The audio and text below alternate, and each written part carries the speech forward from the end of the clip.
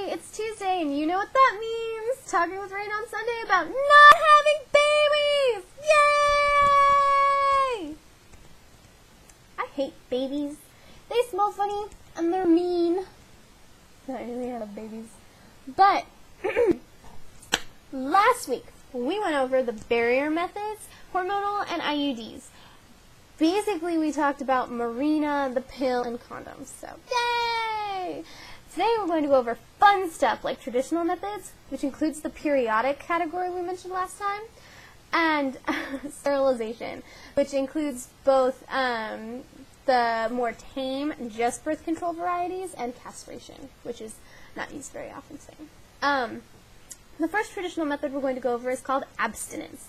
I don't know how many of you guys have heard of it, but it's called not boning in other circles. So, abstinence is 100% effective when practiced correctly. Now, some people were like, well, how can you mess up not having sex? Well, what some people consider not sex is putting just the tip in, or is anal sex, or something. And let's be honest, if any of that semen comes in contact with vagina, there is a chance you can get pregnant. So, it's a little bit lower than 100, in all honesty. Also, with abstinence, if you're a female religious figure, watch it. You're going to get impregnated with a little Jesus or a little bodhisattva. So, careful. When practicing abstinence, you basically just have to follow the rules. Don't stick it in. Any vaginal penetration could lead to pregnancy. The second form of traditional birth control that we're going to go over right now is the pulling out method, also known as coitus interruptus. It's basically when you pull your cock out before you come, or interrupting your phallus prior to ejaculationism. I can be educated. Anyway, the pulling out method gets a really bad reputation, which is surprising because it's 96% effective when used correctly. Now, when I say used correctly, I mean you really have to trust your partner, because they have to pay attention to their body's cues. They have to know what it feels like before they come, so they can pull out for you. And basically, there's nothing the girl can do, short of kicking the guy in the chest and making him get out of her. Like, that's difficult, guys. So, you've really got to pay attention to your own body and know what's going on with yourself in order to know when to pull out. It is shockingly effective, although if you do it incorrectly, the failure rates go up to 28%, so careful out there, guys.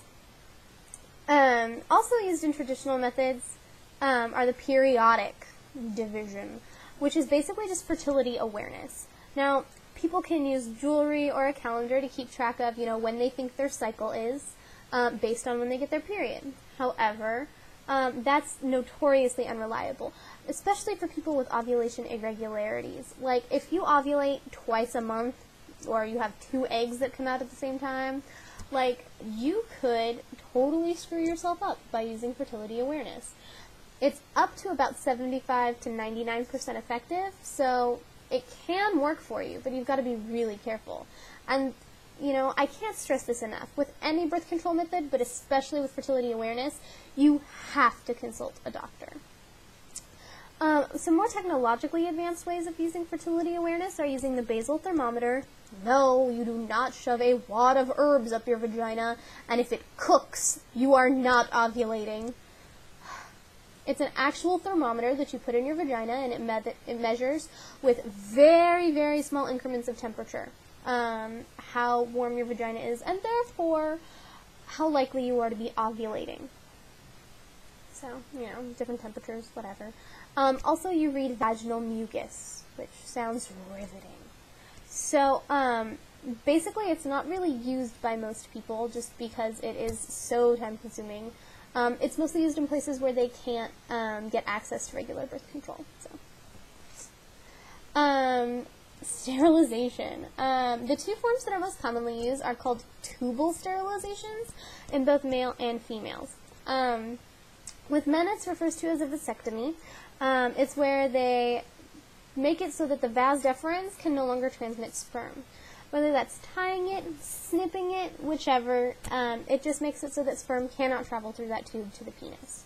With women, it's the fallopian tube. It keeps it so that eggs can't travel from the ovaries to the uterus, and therefore cannot be fertilized and chill in there and turn into a baby.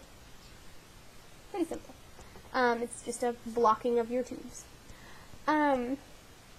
With the other forms of sterilization, they're a little harsher. And with girls, they're extremely invasive. A hysterectomy is where they remove the uterus and the ovaries, and that is considered one of the most invasive surgeries because it hormonally just wreaks havoc on your body. It is very hard to recover from. So they generally do not perform a hysterectomy or even an ochotomy, which is just the removal of the ovaries, unless there's a prior very serious medical reason. With male castration, it can either be physical or chemical. Chemical is currently being used as a punishment for sex offenders in some places. With chemical, it is reversible. They use the Depo-Provera shot, which some people may know is the shot that women use as a birth control shot, and that stops them from producing sperm. So, it's chemical castration. Physical castration is literally just snip, snip, cut your balls off. Very simple, very quick. And those are the forms of sterilization. Now, considering those are the only forms of birth control that we were going to go over today, I'm going to take this moment to let you guys know about just general tips you should have when you're seeking birth control. PSC, and in turn, I am not a doctor. I'm not even a bio major. Like, you know, yeah, I can do research, but you can't come to me with specific questions. Well, I'm like this, I'm like that. I'll do my best to help you, but really, you've got to talk to a doctor. In order to get birth control, you've usually got to talk to a doctor anyway. I know it's nerve-wracking, I know it's scary, but it's something that's got to be done. And doctors do have to be confidential with you, so they can't tell your parents or your Aunt Mildred or your little sisters, whatever. They can't tell them that you're getting birth control. Now, also you have to remember to be completely honest with your doctor. They're not going to judge you. They see plenty of people who are having sex every day. So you have to be honest about your overall health, how often you have sex, how many partners you have, whether or not you want to have kids. Any question they ask you, be honest. And be very upfront about what kinds of medications, vitamins, herbal supplements, any of those that you're taking. Also, tell them what kinds of diseases you have if you have any. Don't be embarrassed if you have, liver disease or herpes. You've got to let them know. Lastly, smoking, not only is it bad for you because it's smoking, but it wreaks havoc on your cardiovascular system. And considering some of the effects that the pill especially has, or the shot, if you smoke, you have to make your doctor aware.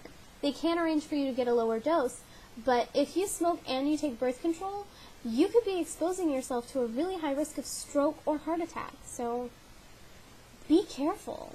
Now, usually I'd answer questions at this point, but I didn't get any. So if you guys want to know anything, just let me know, and I'll talk about it. It doesn't have to be birth control related. Just let me know. Anyway, that concludes my second video. I hope you enjoy. Now, happy sexing!